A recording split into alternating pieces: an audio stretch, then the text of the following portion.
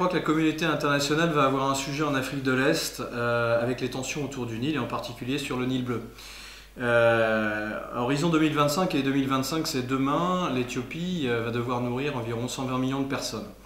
Et l'Éthiopie ne peut pas, d'après les accords de 1959, utiliser le débit du Nil à son profit, soit à des fins d'irrigation ou à des fins de production hydroélectrique. Et effectivement, les Éthiopiens souhaitent de plus en plus pouvoir renégocier ces accords de 1959 par lesquels 18,5 milliards de mètres cubes d'eau du Nil bleu vont au Soudan et 5,5 milliards de mètres cubes vont à l'Égypte. Je pense que l'affaiblissement actuel de l'Égypte sur la scène politique et diplomatique régionale, compte tenu des tensions internes que connaît ce pays depuis le départ d'Hosni Moubarak, est une opportunité possible, en tout cas une chance historique pour l'Éthiopie de pouvoir utiliser enfin ces eaux du Nil. Et bien évidemment, les Égyptiens s'en inquiètent et s'inquiètent en particulier de la réaction d'autres grands voisins amont du Nil. Par exemple, vous prenez la Tanzanie, l'Ouganda. Il faut savoir qu'en mai 2010, un certain nombre de pays, dont l'Éthiopie, se sont réunis à Entebbe pour pouvoir adopter une convention de nouveau partage des eaux du Nil. Nil blanc, Nil bleu. Et en tout cas, on sent bien cette volonté des pays amont, bien au-delà de l'Éthiopie, de pouvoir dans les années à venir, renégocier un certain nombre d'accords passés.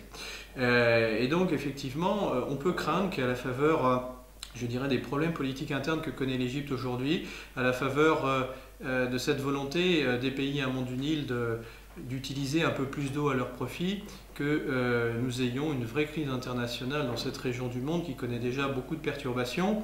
Et pour preuve, j'aimerais juste souligner, par exemple, qu'en avril dernier, en avril 2011, un envoyé spécial du maréchal Tantawi, qui représente le pouvoir suprême aujourd'hui en Égypte suite à Hosni Moubarak, a été envoyé auprès du président Kabila en République démocratique du Congo pour faire une forme de pression auprès des autorités congolaises afin que la République démocratique du Congo ne ratifie pas ces accords d'Entebbe de mai 2010. Je pense qu'il y a un autre sujet qu'il faut que la communauté internationale ait à l'esprit, c'est la problématique d'eau que vous avez aujourd'hui entre Inde et Chine.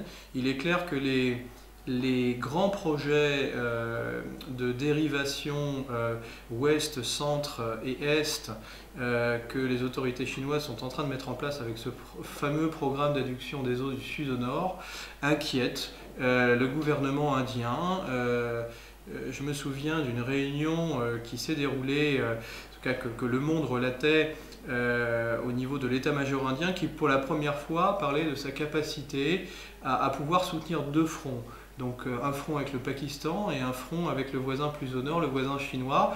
Et je pense que ce qui est dû à cela, c'est effectivement l'inquiétude indienne de voir la Chine à terme utiliser les eaux du Brahmaputra, donc une artère vitale essentielle à l'alimentation en eau de l'Inde, mais en tout cas ce Brahmaputra prend sa source sur les contreforts tibétains, donc prend sa source en territoire chinois. Donc est-ce que les autorités de Pékin, d'après les autorités indiennes, iront jusqu'à un jour utiliser les eaux du Brahmaputra ou utiliser les eaux d'un certain nombre de grands fleuves qui prennent leur source effectivement au Tibet? C'est une inquiétude partagée au sud par ce grand gouvernement indien.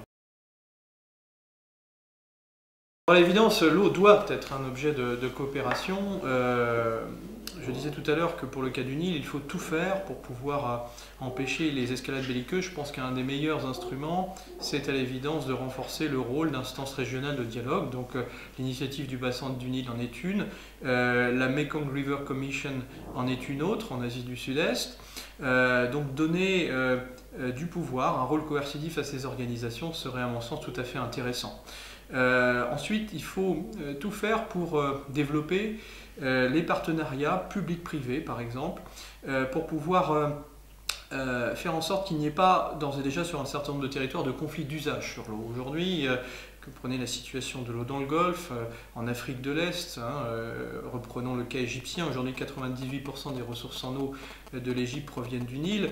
Donc effectivement, il faut protéger cette ressource précieuse qu'est l'eau du Nil, mais il faut la protéger avec un bon management des réseaux urbains et un bon management des pratiques agricoles. J'aimerais juste souligner le cas algérien. Il est manifeste que la stratégie décennale de l'Algérie soit un succès.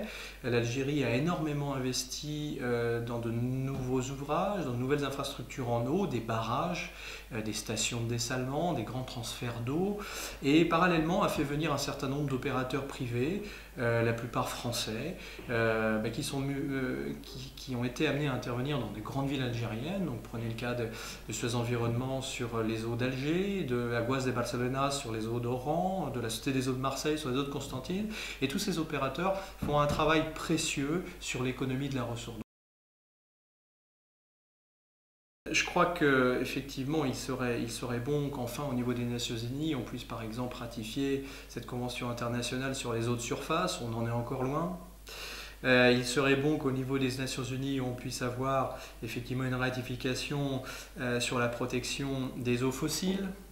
Ces eaux fossiles, rappelons-le, qui sont des réserves d'eau stratégiques, c'est l'eau de nos enfants, de nos petits-enfants, et quand on voit effectivement des pays comme la Libye, pays nouvellement démocratique, continuer de pomper allègrement dans les nappes septentrionales du Sahara, je pense qu'effectivement, ça appelle la communauté internationale à réagir. En tout cas, ça appelle un certain nombre de pays riverains à se poser des questions sur la durabilité de ce type de modèle. De là à avoir une instance supranationale sur un format onusien sur la protection des ressources en eau, j'allais dire qu'un certain nombre d'organismes internationaux se préoccupent déjà de ce sujet.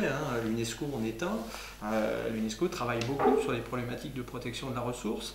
Donc un certain nombre d'organismes existent déjà, il faut sans doute renforcer leur capacité d'action, mais on est encore loin effectivement d'une instance supranationale.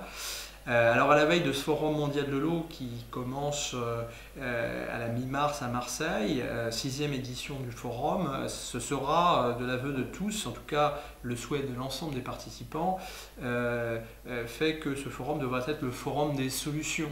Alors ça sera un forum des solutions techniques, des solutions managériales, mais ça sera aussi un forum des solutions législatives, des solutions diplomatique, politique, et on espère beaucoup de la tenue de ce grand événement qui est une grande chance pour la France et des suivants, puisque après Marseille, dans 3 ans, ce sera la Corée du Sud qui accueillera le forum.